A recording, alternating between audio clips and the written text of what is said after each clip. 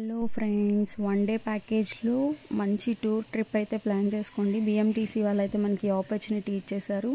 500 రూపీస్కి up and down మనం Isha foundation అయితే చూడొచ్చు. నేను నా ఫ్రెండ్ అయితే ఇది సండే ప్లాన్ చేసుకొని వెళ్ళాము. ఫస్ట్ 5 టెంపుల్స్ అయితే దర్శనం చేసుకోవచ్చు. ఫస్ట్ టెంపుల్ కాన్వే బసవన్న టెంపుల్, బిగ్ నందీశ్వర స్వామి ఉంటారు. బయటే మనకి స్నాక్స్ అని దొరుకుతాయి. మేమైతే బొరుగులు మిక్చర్ అలా తీసుకున్నాము. సెకండ్ టెంపుల్ వచ్చేసి భోగ నందీశ్వర టెంపుల్. కొన్ని వ్యూస్ అయితే కొన్ని వీడియోస్ తీసుకున్నాం. టెంపుల్ అయితే చాలా చాలా బాగుంది. మనకి ఫొటోస్ తీసుకునే పాయింట్స్ కూడా చాలా బాగున్నాయి. బిగ్ శివుడు అయితే ఉంటారు ఇక్కడ.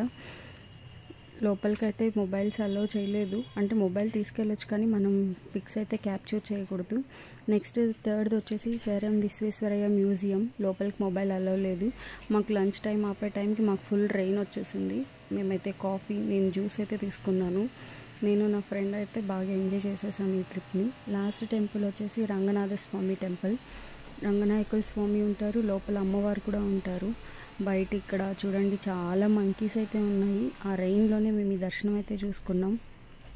కానీ రైనీ సీజన్లో వెళ్ళడం అంత వెదర్ అయితే చాలా బాగుంటుంది, లొకేషన్ కూడా చాలా బాగుంటుంది. కానీ ఈషా ఫౌండేషన్ మనం వెళ్ళేది లైట్ షో మిస్ అయిపోతామని అయితే కొంచెం మేమైతే టెన్షన్ తీసుకున్నాం. కానీ మేము వెళ్ళే టైంలో ఈషా ఫౌండేషన్ ఎంట్రీ ఇచ్చే టైంకి మాకు రెయిన్ అయితే ఆగిపోయింది.